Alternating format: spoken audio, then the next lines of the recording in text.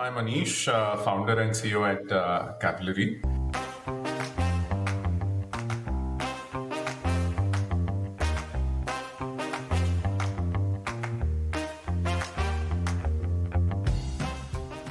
It's a rare opportunity to speak to a founder who has spent a decade and a half building his startup and taking it almost till the IPO stage.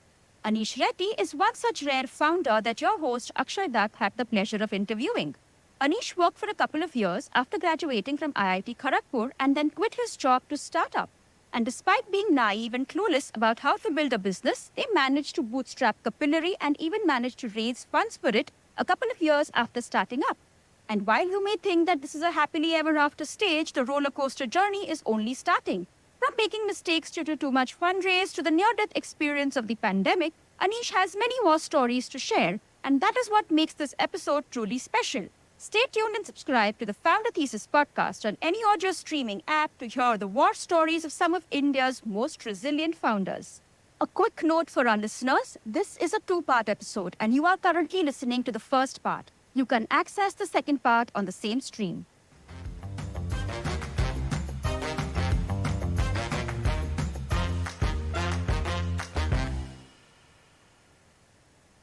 ITC used to be the first employer. So when I joined ITC, I thought that those 2 years were extremely full of learning, right? So, and ITC does this thing with you where they put you in all these roles where you're like absolutely not qualified for that role. Right. So my first job was I was running maintenance for a cigarette factory, and so my average 35-member team, the age of that team the average age was 53, 54. I was a 21-year-old, and it was mayhem, right? I mean, and so that team actually cut me to size properly in life. So it was, a good, they take great care of you. I think a lot of the culture in Capillary, the people first culture, our ability to retain people for many years, I think kind of comes from ITC in a lot of senses. ITC,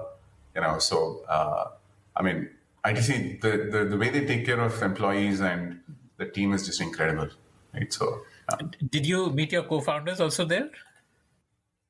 No, actually, my co-founders went to Kharagpur with me, right? So Krishna, who was my co-founder, used to stay 2 rooms beside me at IIT, and KK and I were also the co-founders of the entrepreneurship cell, right? So we had set up the E-cell together as well. So, and then Ajay, who's our third co-founder, was right across the building, in the same hostel in the other block, right? So, and then of course, Anand, Abhijit, who you met, a bunch of folks are all Kharagpur gang in that sense. So.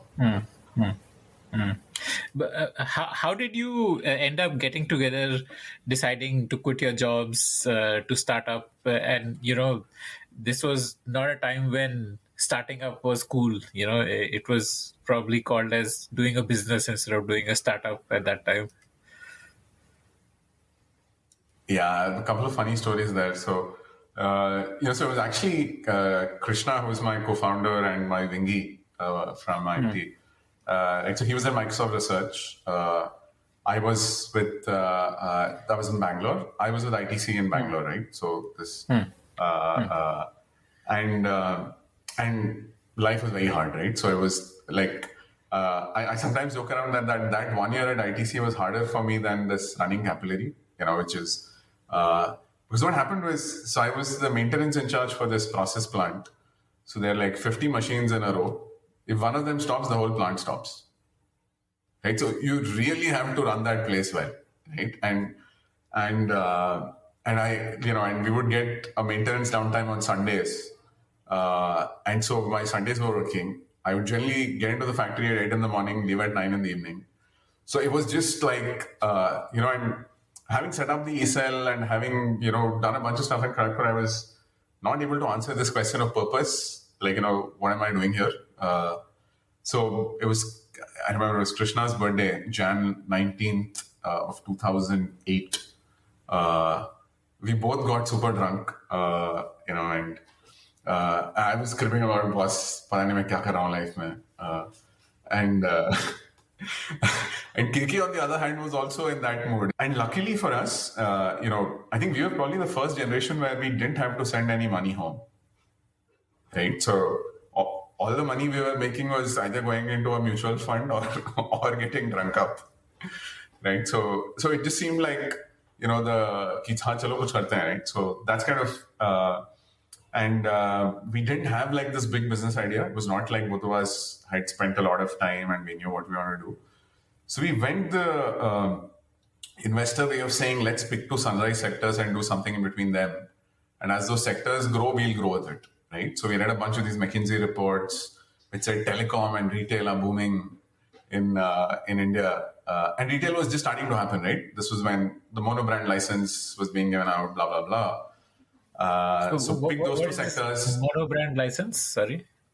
So retail till 2005-6 in India was a licensed business, right? So in 2006 or 7, I think the government said if you're a Levi's or if you're a large mono brand, Benetton or Puma, you can open your own stores.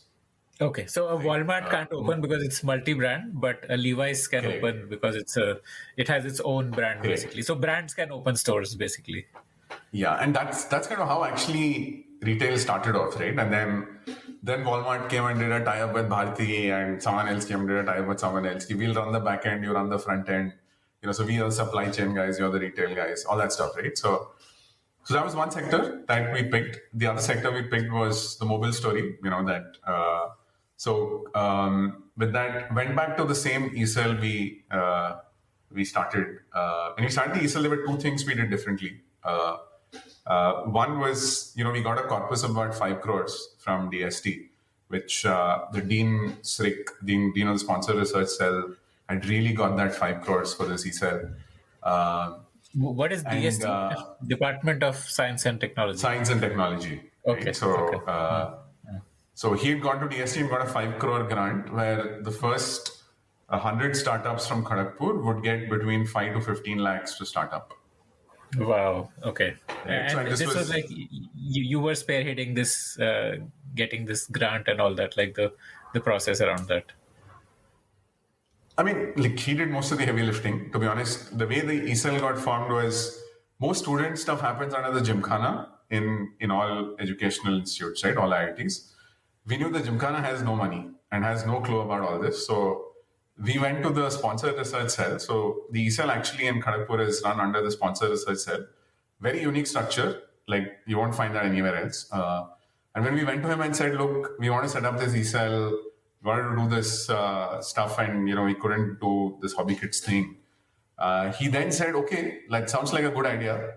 Let me see if I can get some money from somewhere for you guys, right? So there were two things we did very different. So one was this 5 crore grant.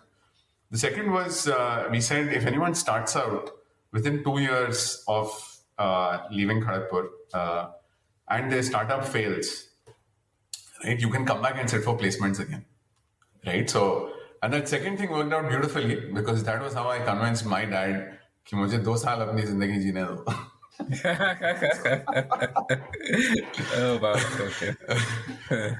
So went back to the ESL, got a 15 lakh seed loan. It used to be a loan where if the company did well, you had to pay it back. If the company didn't do well, then you write it off. But the Kharagpur got IIT got 4% of the company for as so they've sold half of it for $1 million plus now. So the IIT's made significant money. They also continue to own a small 0.5% in Capillary even now. So that was kind of how it started, right? So got some money, got some interns from Kharagpur to build our beta product. Both of us, because we didn't know what to build, we spent the first 6 months just meeting everyone we knew in retail, everyone we knew in the mobile world and asking them, look, 2 kids from IIT, we can build good software. Tell us what you want us to build, right? For our luck. So, Karthik was the software guy because you were not a software guy, right? Krishna was a software guy. Krishna was right. Okay. Yeah. KK was Institute Rank 2 or Institute Rank 3 in campus. The joke on campus used to be that KK can type faster, can code faster than we can type. So we started off we incorporated on August 11th of 2008. Actually, so the reason that And date is important. this was on the side with ITC, or you quit your jobs? We quit our jobs, right? So KK was on a 2-year contract with Microsoft Research. So that ended in August. I walked into my boss's chamber and told him, look, I'm quitting. By then I moved to Calcutta. I was in the head office, Virginia House then. So I walked in, I think this was end of July or early August, and I told him, look, I want to go. And he said, look, nothing doing, like what startup, what happened, I'll continue here, right? So, by the way, Sanjeev Rangras was my boss. He's a very prolific angel now. So he's a very prolific angel. A lot of the ITC mafia kind of all took money from Sanjeev, right? So he actually took 3-4 days to sit me down and say, this is like a suicidal decision, don't do it. Okay. So you were probably the one who changed his mind about future employees who would have come to him saying, I want to quit to start up. Oh yeah. In fact, he made me serve the entire 3-month notice period. So August 11th we founded. September 11th Lehman Brothers tanked. This was 2008, if you remember. Most opportune time to start up. The stock markets were down, right? So retail in India just follows the stock markets. If the mode is good, sales are good. If the modes are bad, sales are bad, right? So as a net result, when we were going and speaking to a lot of these guys in retail, saying, look, so we would actually go into a mall, go store to store, and ask them, look, what should we build for you, right? So, and a bunch of them would connect us to their head office. A bunch of them would be owners in stores just telling us, look, how business is, all that stuff, right? So luckily for us, given this Lehman Brothers tanking and the stock markets tanking and retail sales down, a lot of these folks told us that, look, our customers aren't coming back to stores. If you bring customers back to stores, we'll pay for it, right? So, and so our next question was, do you know who your customers are? To which most of these guys would answer that, look, like, no, we don't know. I mean, retail was typically the trader mindset, right? Saman kharido, dukaan mein dalo, and it'll sell. And so they would say, look, no, we don't have a customer database. Very few would have. Those who would be running a loyalty program, and they would say, look, customers don't want to fill this long form. They don't want to carry the card. Even if they carry the card, they come back and say, my card, I've lost the card, right? So it seemed like we met about 50 people between August to, I'd say, December of 2008. At least 30 of them said this was a problem, right, that needed a solve for. And so, that's kind of how we kind of fell into the whole customer loyalty and engagement space. It was also the recession, right? So no one wanted to pay us. Back then, if you remember, the model was license software, right? You would charge a fee. Yeah, you would charge a fixed fee and then an ASC of 20%.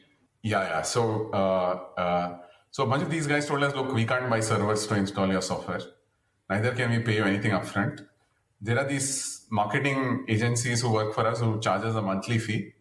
So, you charge us something per month per store that you work with us, and, we'll pay that, right? So, and again, unproven startup. So no one wanted to give you the whole estate. They'd say 2 stores, 5 stores, try it out, right? So, what kind of brands were these? So our first customer was really Future Group. They had this company in Bangalore called Indus League, which is, Scullers and Indigo Nation, and brands which don't exist now. We all know what happened to Future. So, but back then they were kind of at the peak, right? So that was our first customer. Our second customer was Madura Garments, which is Arthipula Fashion now. So actually the mass brands, which is People and Peter England there, we were this. So what we did, Akshay, was we said, look, you don't need to fill a form. We'll have a small software that sits on the billing computer. It will pull out data from the POS that what did this customer buy. It shows to the cashier saying, enter the name and mobile number. When you go into a lot of retail stores now in India, people ask you, right? Name, mobile number, and then the billing starts, right? So And So not that even was what name, we did. right? We It's said, just number. so typically in our case, you also take the name, but if there's a queue behind you, they skip that, right? So name, mobile number, and you move forward, right? So the advantage was if 10% of customers filled that form, here 85-90% of people sign up very quickly, right? So it's mobile numbers, so you can't get it wrong. 0.5% you get it wrong, but 99.5% you type it right. So that was, and because it's a mobile number, I can drop an OTP like a bank and use that for any coupons or offers or redemptions or stuff like that, right? So that was really the basic use case with which we started back then, right? So these two guys, I remember the conversation with the lady at Indus League. She said, "Look, can't buy software. Like we don't have money. Can't buy a server." So luckily for us, that meant we used. It was actually my credit card. We used the credit card to buy some space on Amazon, and that's how we started. So we've always been on the cloud from day one. Luckily, we didn't have to go through that headache of going from on-premise to. The second advantage was this recurring revenue type model. We had not heard of Salesforce or SaaS or any of that stuff back then, right? So it was just because marketing agencies charge at per month, and because our customers weren't willing to give us all the stores, we said, okay, we'll charge you like $50 a store a month. And that's kind of how the business started. So this would need you to create a billing software of your own, or were the existing billing softwares, did they have like API integration available in it so that you could reside within the existing billing softwares that companies used? Actually, that's a very, very good question. I must say, I like. So back then, I mean, this is 2008, actually. So no APIs and all is like more 10 years old, right? And APIs have actually happened in the last 7-8 years, 6-7 years, I would say. Like back then, there was no billing software would have APIs and all that stuff, right? So what we did was we had this screen grab software. Oh wow! Okay. So when the store guy when the customer walked in, the guy would scan all this stuff. So the billing software, so he would stop at the screen where he's going to submit the bill, right? Then he would press a key on our screen, like Control Alt Delete, Control Alt Z. I think it was Control Alt Z or something. We had one key the guy had to press, and at that time we would capture the screen. And on the screen, you have the billing amount, what this guy's bought, all that stuff, right? So we would kind of screen grab that, read it out, do our regex, and then our screen would come up with saying enter the name and mobile number, right? So it was a total hack with which we kind of got in.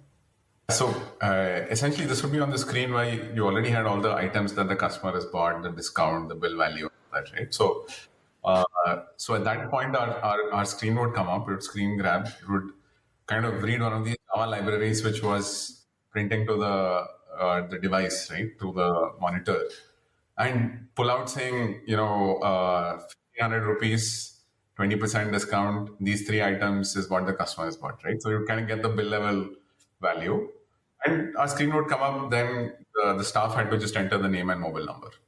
And a radio button saying age and gender, right? So age and gender, and that's actually pretty much 90% of what data you need to run a good CRM, right? So it was an API less world, but our hack to it was this screen grab type thing. So in fact, one of our first customers, this was NP Singh at NP Singh was the CIO at Aarti Birla Fashion. Very nice guy, amazing guy. Right? But we would sell to business, right? We'd go tell the business guy that, look, we'll increase sales or we'll help you build a CRM. And we didn't know about this whole CIO structure in these large organizations and all that stuff. So it was Aarti Birla Group. And so they signed up saying same thing, people, 2 stores, go do it. Peter England, 5 stores, go do it. Right? So And of course, we didn't know all this IT org and some IT guy. So we would walk into a store. The operations guys would have called the store guy and said, "Look, someone's going to come to install something. Let him install." Right. So we would install that our piece of software there. And so this ran like this for a good 6 months there. Then suddenly one day we got a call from Mr. NP Singh's office, who was the CIO. So he called us and he was furious. Obviously, like, you have literally walked into these stores and installed a piece of software, and you're basically collecting customer data, and his org doesn't know about it. So he actually he's a great supporter now. Atibullah Fashion is one of our top 10 customers. Even now, more than $1 million a year is what they end up paying us. He took us from just those brands to all the fashion brands, then to pantaloons, then to more. But the first time we met him, he said, "Look, boss, you're like viruses. You just came in uninvited, installed yourselves on our system, and then you keep sending data out." Yeah. And that was when he got shopper. Were these stores working on the internet? Like they were internet connected? Oh yeah, they were internet connected. If not real time, they would send data once a day in the evening, and we built our software also that way. That if you were real time, then we would send you real time. If you were once a day, we would send once a day. But that way, I think the advantage of Indian retail was because these were new stores and because it was just happening. I think tech wise, they're much better than what we later saw in the US or UK, where, oh my God, it's like really archaic store systems, right? So, Okay, interesting. And so that is one part of data in. You also need to run engagement activities to get the customers back, and then you need to show some evidence to your customer that you're generating return on what he's paying you. How did you do those things? I think that's a very good question, actually. So, look, I think back then we were told people won't pay for software in India and, all that stuff, right? It'll... They were treating you like a marketing agency. So obviously they were not looking at you as a software player. They were looking at you as someone who will get them more business. Yeah, right. So what we ended up doing was and we were signing up pilots, right? 2 stores, 5 stores. So only if it worked will you so the model was we would kind of, if 80% of your customers signed up to the program, right? And whenever we ran a campaign, whether it was email, SMS, a print at the end of the bill, whatever, right? You would see 3-4% redemptions, right? So typically it would end up being a 3 to 5% increase in sales for the brand. And 3 to 5% increase in sales for the brand is a very good number, right? So that kind of became our selling pitch. We would go in and say, look, try it out for 3 months. The first 2 months is to build the database. By the 3rd month, and we would do a lot of this real time. So if you went in and bought only 2 formal shirts, I would give you a coupon of a jeans right then or a trouser right then. Right. So, and the idea was that, look, most brands want you to buy one more item in the store. Next time you come back to them will only be 3 months later, right? So if I'm able to give you a 10% off and get you to buy something more, that's like clean extra margin, right? So typically a lot of these guys would end up seeing a easy 5 to 10 times ROI on margins on what they were spending on us. So our pilots converted to like full rollouts like very, very quickly, right? So because they were making money, it was a pay-as-you-go type model. Very quickly you would see these guys saying, "Hey, why don't you roll it out to more stores of ours?" Right? So it was really an ROI-led sell, which made us. Otherwise, I think if it was a quality-led sell or something else, I don't think we would have made it through those first few years. Yeah. So, how did you give a coupon on the printed bill? Like you were integrated with the billing software to add a line at the end of the bill, which was getting printed out, or like? So we do one of 2 things. One is we would send you an SMS in real time saying, "Look, here is a coupon code you can use in the store." The cashier would also tell you, like we would show it to the cashier saying, for this customer, we've given a jeans offer. For this customer, we've given a trouser offer. He wouldn't know the code to actually do the redemption, but he would know that. So he would also prompt you saying, "Sir, you bought 2 shirts. Only for you, we have this offer on a jeans today." Right? So, and in some cases, where the printer was accessible through the OS, and the POS was not locking it. Some POS lock POS, the lock. We would print out like an additional coupon, right? So you print, you cut the paper, and then it's like, yeah. Okay. And Hanky life. how did you read the items, the SKUs? Like you would have to read the SKU that this is a shirt and we should therefore offer a coupon for a pant. How did you build that intelligence? So on the screen, you would have the SKU code, right? Because that's what is going to get printed, etc., right? And when we started with that customer, we would get their product masters.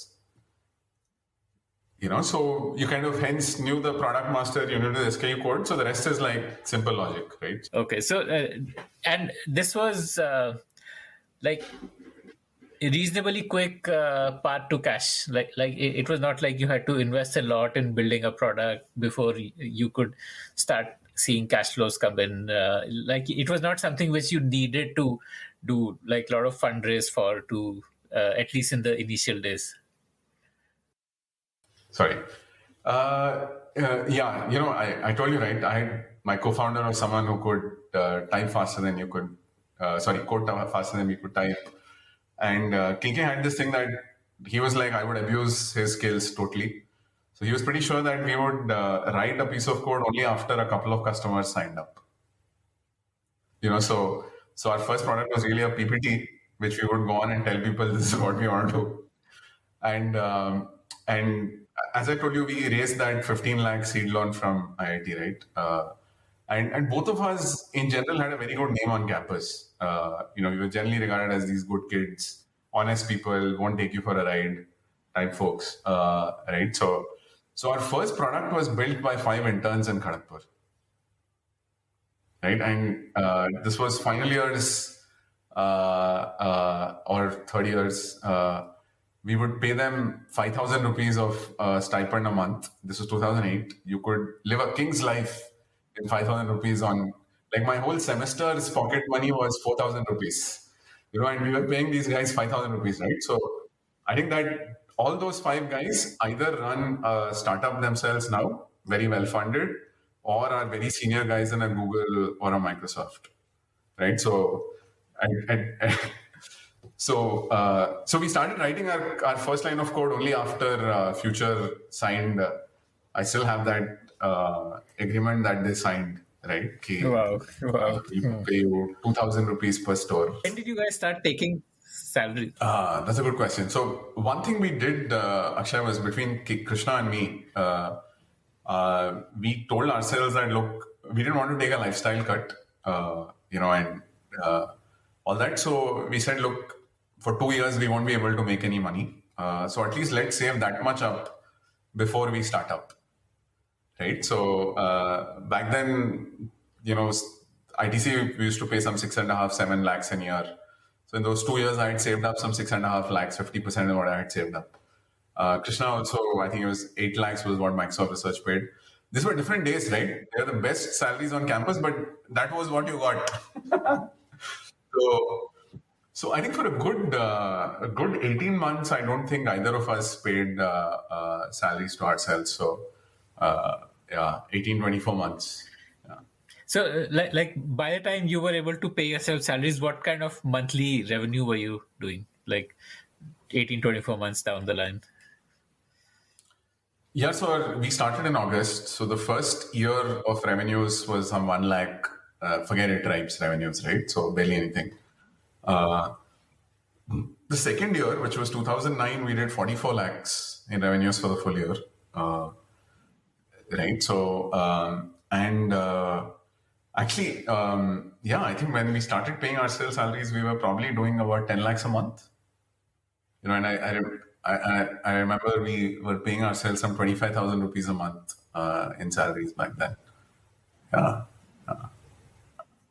And your cost would have been like maybe a salary of some tech folks, the server costs, and some sort of sales and marketing costs to get more clients in. Correct, correct. So it was largely that that 15 lakhs that we raised from IIT lasted us from August of 2008 all the way up to January of 2010. Wow. Okay. That and the 1 lakh credit card limit. We had a 2 lakh credit card limit. So Amazing. Okay. So you did raise your first round in towards the end of 2009. So what was the need to raise? Like, uh, did you want to invest in more tech to grow faster, or tell me about that? Like the first institutional fundraise that you did. see, look, I think we didn't. To be honest with you, we didn't come from the world of. We were two kids who were having fun, right? And when we started Capillary Up, also at least, my goal was saying, look, let's make the same money. Let us be able to pay ourselves salaries and have fun, right? That was the basic premise of.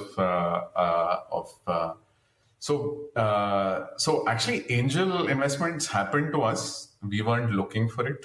In fact, most of the money we've raised happened to us. We weren't looking for it, right? So we were actually more focused on saying, look, let's build a business. So we were hiring. If you remember, 2009 was one of the worst hiring seasons ever, right? Because deep recession, subprime, this that. And we would go to BITS and we would go to some of these colleges and get people at 20,000 rupees a month here. Brilliant people. Like a few of them are actually, have gone on to found unicorns and stuff like that now. But, it was just a time, right? And we would stay on the first floor of the house. This was a bungalow in BTM layout. All of us would stay on the first floor, 8, 9 of us. The ground floor is where we would work. And it was great. That building had one nice coconut tree and a great rooftop. We'd all go sit and have a beer together in the evening. Like it was amazing times, right? So Those were like your garage days. yeah, it was kind of like the garage days, right? So so what happened with us was, we started in Calcutta. We didn't start in Bangalore. And we realized that in Calcutta, people won't pay money for anything, and our first couple of customers were in Bangalore. So we moved to Bangalore in June of 2009, right? So, and Bangalore has a great ecosystem, right? And I'm very grateful that it does. So we then started attending some of these, back then Head Start used to be a big open coffee club, and Head Start were the two watering holes for entrepreneurs back then, right? So, and there was one of these Head Start events where it would be Saturday morning ritual, go to a thing, right? So, and I think the Karthi, who used to run Qualcomm Ventures at that point in time, came as a speaker in one of those Head Starts. We're launching this Qualcomm Q-Prize thing globally, and and he was basically there to invite startups to participate.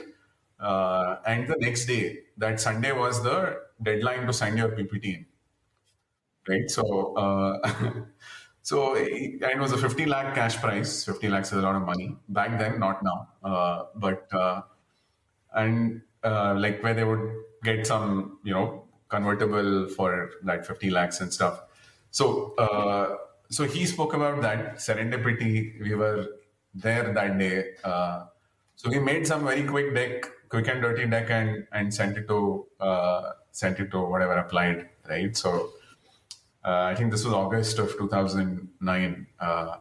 September was when they shortlisted. We were in the last 10 that they wanted to go deep on,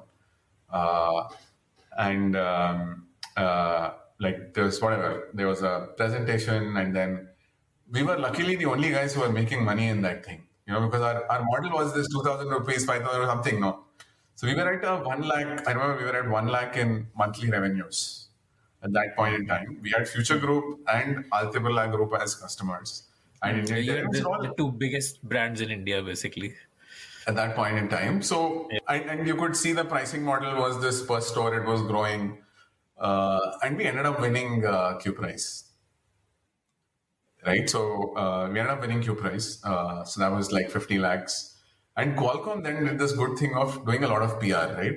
First time they were doing Q Prize, and they did a lot of PR. So, suddenly we had a lot of people approaching us saying, hey, we want to invest. And then Qualcomm also did this thing of taking us to the US for the global Q Prize thing. We came second globally there. That made us meet a bunch of other angels in the US. As a net result, one thing happened after the other, and we ended up raising a $500,000 round in January of 2010. It was a 3 million pre $500,000 round. Till then, all the VCs we had met were still in the camp of saying no one will pay for software in India. These guys are wasting their time.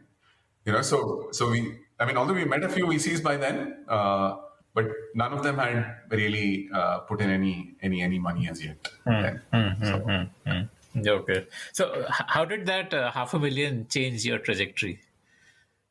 Like, what happened after that? Like, once you won the Q Prize and got that money in? I thought it helped in a few places. It definitely changed the trajectory of the company, right? So one is we then started really investing in tech. Till then, it was still this intern model, a few people from here there.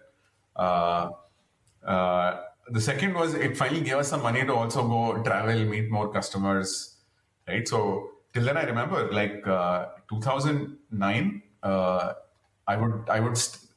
For the first 4 years of Capillary, which is 2008 to 2012, I actually didn't have a house for rent because I would stay at my friends' places at IIT Kharagpur friends' places in all these cities.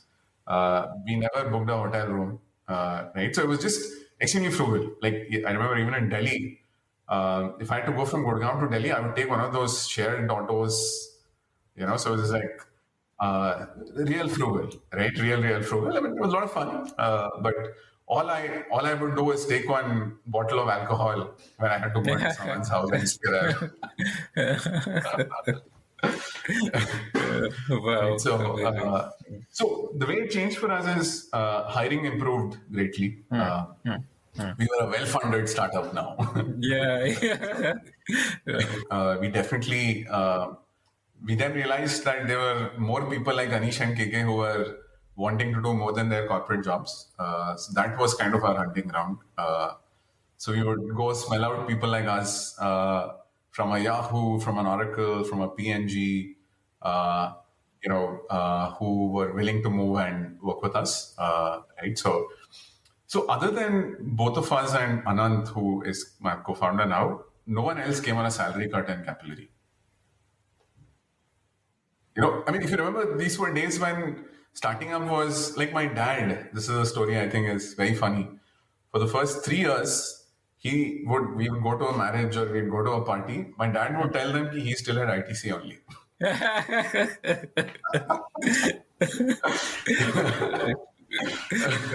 So there was this. I keep joking around with him that I think the joke was that he didn't understand the difference between self-employed and unemployed. Yeah, It was kind of yeah. True. Yeah.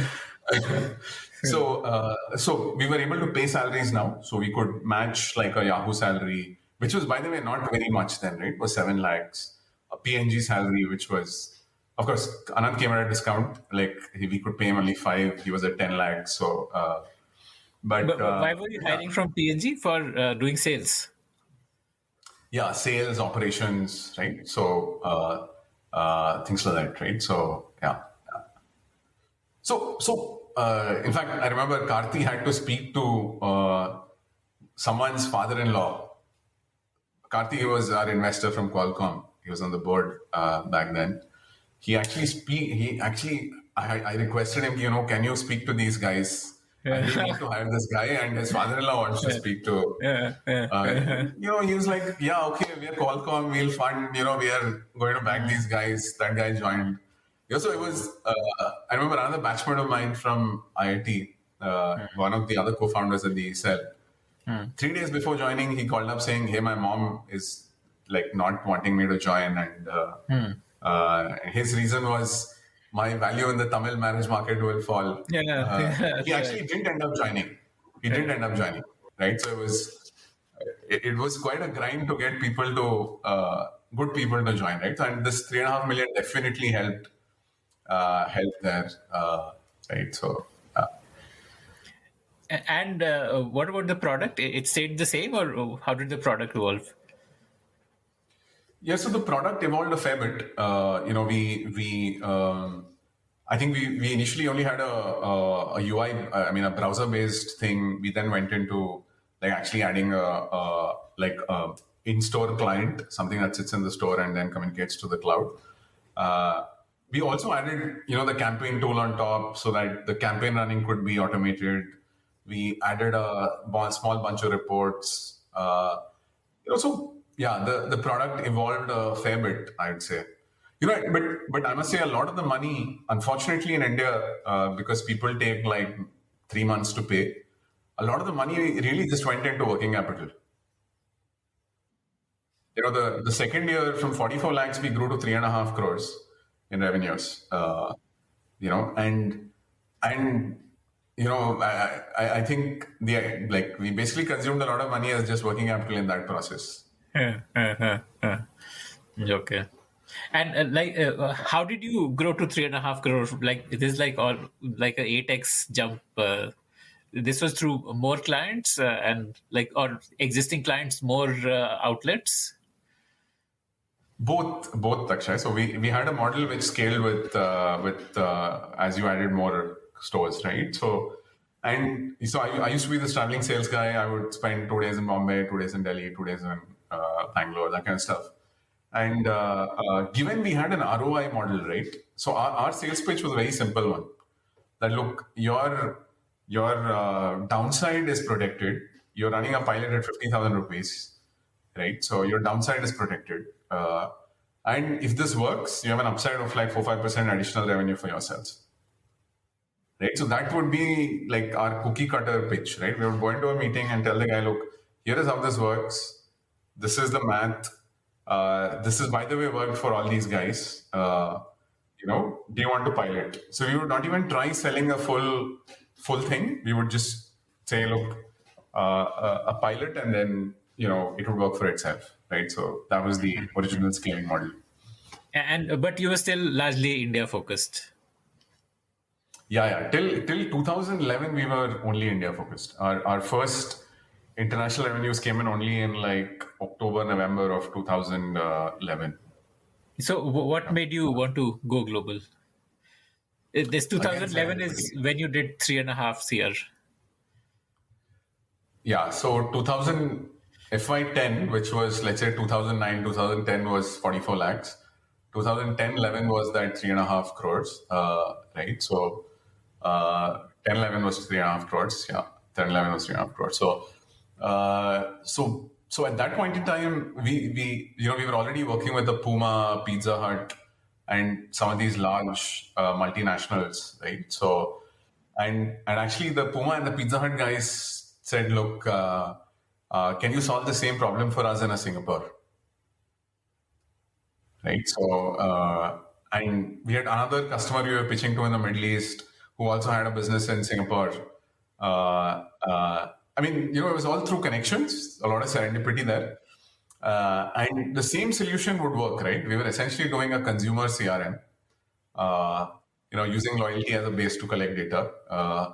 And so that's how really Singapore opened for us. So Anand, who was then running ops for us in India, running sales and ops, and then another wingy of mine, Lalit, joined in. Both of them moved to Singapore to set up the Singapore office. Pizza Hut, Puma being the first couple of customers there. So so our customers took us out. Now, once this happened, it's when people, I think, and the VC community started waking up that look, hey, this is an international story. It's not just Asia.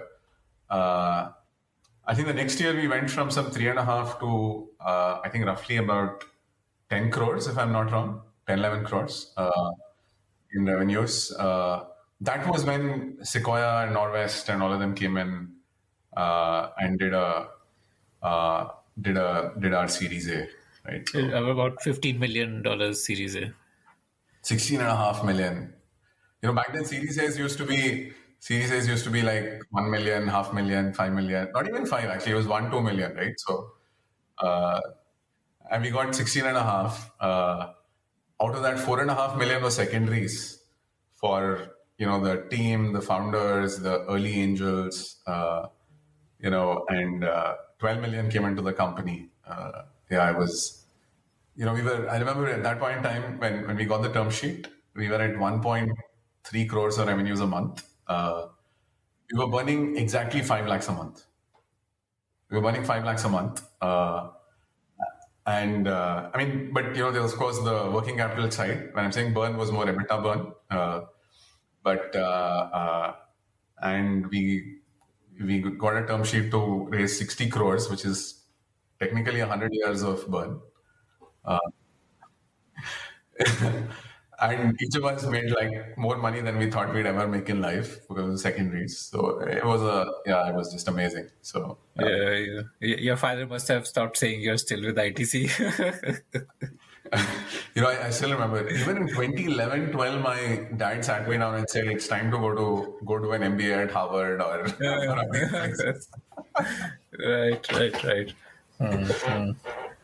So then, after this, what next? Like this again must have been one of those moments where, like, an inflection point for the company's journey, the Series A. Tell me, like, the journey after this. Yeah, so I think this is where we kind of messed up a little bit. I think the first 4 years of the company was just an amazing breeze, right? So we're working on the best brands, the best employees, and this was kind of when, two kids in a candy store, right? So like KK, me, Ajay, all of us, and like we suddenly had like a lot of money in life, right? So, and I don't think we did the right things then. Honestly, till then it was a nice business. It was India and Singapore. We had a small office in Dubai, no customers as yet, but just starting up in Dubai in that sense. We had a lot of money, and a lot of people said, "Look, hey, but India won't buy. You can't scale Asia. You should do the US." And go more international. So that year we ended up opening offices in Australia, Hong Kong, South Africa, UK, US.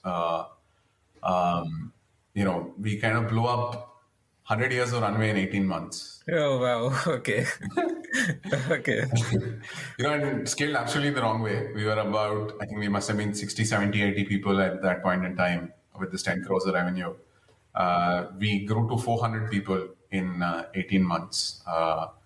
We stretched everyone thin. We killed people. Right? So it was very bad. It was very bad. There was just... What was, what would you have done differently with the wisdom of hindsight? I would have picked one market and gone deep. I would have probably said, just pick the US and go. In hindsight, we did 10 markets, right? So we really stretched what was running like a good machine. It was growing very well. It was running very well. We took all those, players, put them in different markets. We sent a few people to Australia. We sent a few people to Middle East. We sent a bunch to UK. We sent a bunch to the US. And of course, right? I mean, this was a small company. Didn't have, like, our software was okay, but it was not built for, we didn't understand anything about tech debt back then, that you need to rewrite your software every few years. Okay. We were trying to get into scale. So I remember It was not self-service also, I'm guessing. Like, every customer would have its own unique journey of integration. Like, to onboard a customer, like there would be some sort of technical work which would need to be done to make it work in their systems and stuff like that. A couple of months of work, but beyond that, it was the stores had to input, right? You couldn't stand at the store and use the software. The store had to do it, right? So at least that part. So by then, I think we had almost like 10,000 stores which were using our software, right? So, and we were still a cloud software, cloud and then this client in the store, right? So, And this was autopilot. Like the owner of the business did not need to run any campaigns or anything, or all of those campaigns were happening in the backend algorithmically. So that was the non-self-service part, right? So we would have a team of, for every 10 customers, we had one smart kid, one smart guy who would kind of tell them that, look, hey, you should run this, you should run that. And in most cases, people would say, okay, can you run it for us? It was easy to run it, so you would just run it, right? So that was the part that was not self-service. I think what we were doing really, Akshay, was we were creating this space called CRM for retail, right? So now if you look at most of our customers have a CRM manager who's trained on our tool, is certified on our tool. But back then, they didn't have headcount. They'd have a marketing guy at best. So as these started becoming large for them is when they started investing in a loyalty team or in a CRM team. But yeah, so we blew up all that money. In short, over the next, we kind of grew from this. Asia grew very well. US didn't at that point in time, right? So, in fact, the one good thing that happened with us in that failed experiment in the US and UK was the quality of our product moved up like 10x. So that happened. We almost ran out of money at that point in time. Was it like a high stress, can't pay payroll next month kind of a situation, or like you had enough investor interest and like for raising another round, like when you were running out of money? Yeah, so in our case, we've come to not having 15 days of money in the bank at least 5 times, over the last many years, right? So, and needless to say, those are extremely high stress environments, right? I must say that we've never missed paying salaries on time till now. Thankfully something or the other worked out. And we, a bunch of angel rounds ended up happening on time. The Qualcomm thing ended up happening, this, that, right? So, we've been extremely lucky as a company, actually. So I feel, I think that 50% of luck part, really played out for us over the years, time and again. So of course, when we were running out of this money piece, so the Asia business had grown very well. It grew from this $2 million when Sequoia Norwest came into a $6 million recurring revenue business. So that growth was there. You could see the growth, right? But we were also burning $1 million a month. So you were a burning train, right? You were really burning money, right? So, and most of the burn was in UK, US. We were probably burning 600K there with barely any revenues. 600, 700K there with barely any revenues. And you were burning a little bit in Asia as well, like let's say 200K. And then there was working capital, right? So, so the hard call was, I think it was a stupid call. Now, 10 years later, I can look back and say, hey, what a mistake. But it seemed like the easier choice then to just shut US, UK, and just double down on Asia. Right? So we did that. But you had no choice also, right? Like, because you were running out of money to continue to run US, UK needed a lot more money. Yeah, but there were other ways to do it, right? I think we could have figured a way in which we downsized the US, kept it going for a little longer. But as a net result, KK, who was based in the US, he didn't want to come back. He was in the Valley. So he moved on. Ajay, who was my other co-founder at that point in time, the stress was just too much, and he was running India for us then, and India is an extremely high stress customer cohort and all that. So he burnt out. So two co-founders moved on. We luckily some of the folks who gave me a term sheet in our Series A was this crazy $16.5 million round, right? We had 3 more term sheets which we didn't honor in that Series A. We had 5 term sheets in total, so 2 converted, 2 got together and converted.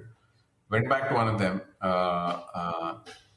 and that they were pretty keen to do something, so got a term sheet very quickly. But by then, Sequoia and Norwest also were keen to do something, so we just took money from them, plowed through. So that was 2014, I think. That must have been a time when you would have been questioning yourself also. I mean, both your co-founders in a way like moved on, and the bet you took, the direction you decided to take, did not seem to be working at the time. Like, how did you get through that moment? So actually,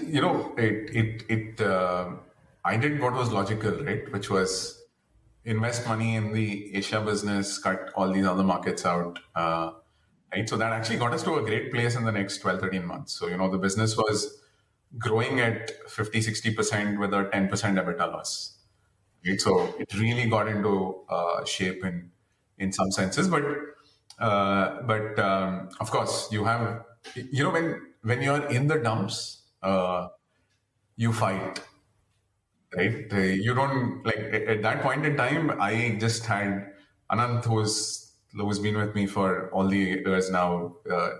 He joined us in 2010, right? PNG and a bunch of stuff, right? So there were a lot of folks who stayed back. Abhijit, we were very lucky to have that. Yeah, we were lucky to kind of have the talent that we had, and of course, I was, really, that was the first time I was down, so my wife, she's a big yoga practitioner. She's amazing at yoga. So she, towards the end of December, she said, look, I think I want to do this yoga course. Let's go to Rishikesh. Right. So both of us went for, I think that was my first 2-week break in Capillary, this 2014 end. Went to Rishikesh. We were staying at this ashram type place where you had yoga and then an hour of meditation in the evening. So I think that's when I really started getting into the whole meditation and taking care of yourselves a little bit more. That was 2014. Yeah. That 2-week break must have helped you. Like, distance helps you see the big picture a bit better, I guess. Like, you're absolutely right. So and by then, one was of course the 2 co-founders moving. We then raised money. The team continued. We were seeing growth. I think in 2014 or around that time is when we won our first $1 million revenue customer. Right. So $1 million contract over 3 years. So stuff was happening in the business. This was a customer in Southeast Asia called Courts. Okay. They're, let's say, the Chroma equivalent of Singapore. Okay. Right. So stuff was happening. There was that momentum in the business. We were the first few guys who crossed like 5 million in ARR in this part of the world. Right. There's Zoho, software business. There's Zoho, and then there's everyone else. So keep Zoho out. But there was stuff happening in the business, right? So you could see but there was also this whole big set of naysayers, especially VCs, investors, would say, look, hey, they couldn't sell in the US. They shut the US down. So how large can this business be, right? Of course, when you sit from a distance, then you also start believing कि हाँ मतलब fight hai, right? So that's when we did this thing of saying, okay, let's build a retail tech play, right? Let's do multi-product in retail. E-commerce was just going through the roof at that point in time, right? This is 2014, 15.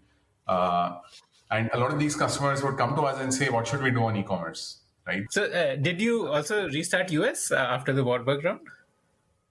No, we didn't. Right. So that was foolhardiness. I was convinced that you could build a large business in Asia, which I'm not convinced now. So I did have this. I There's did this carry that baggage. baggage for many years. Right. So and I justify saying, look, hey, but what right do we have to win in the US and all that stuff? And so only in 2020 when COVID hit, by then the business had grown. We were at 32 million, up from 8 million when Warburg came in, all Asia revenues.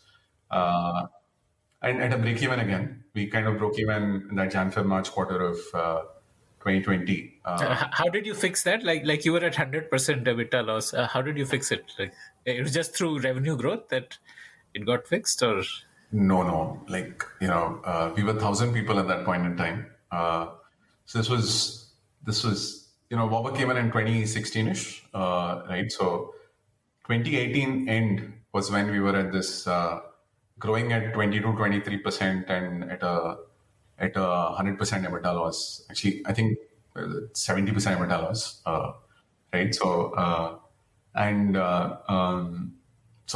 obviously, at that point in time, very thin on cash, very thin on cash, right? So, and we realized that our sales and marketing scale up didn't work, right? And in the belief that the sales and marketing scale up would work, we also hired local implementation teams in KL, Singapore, Malaysia, Dubai, like everywhere, wherever you can think of, right? And so it was 1,000 people company at that point in time. This was, I think, Jan of 2019.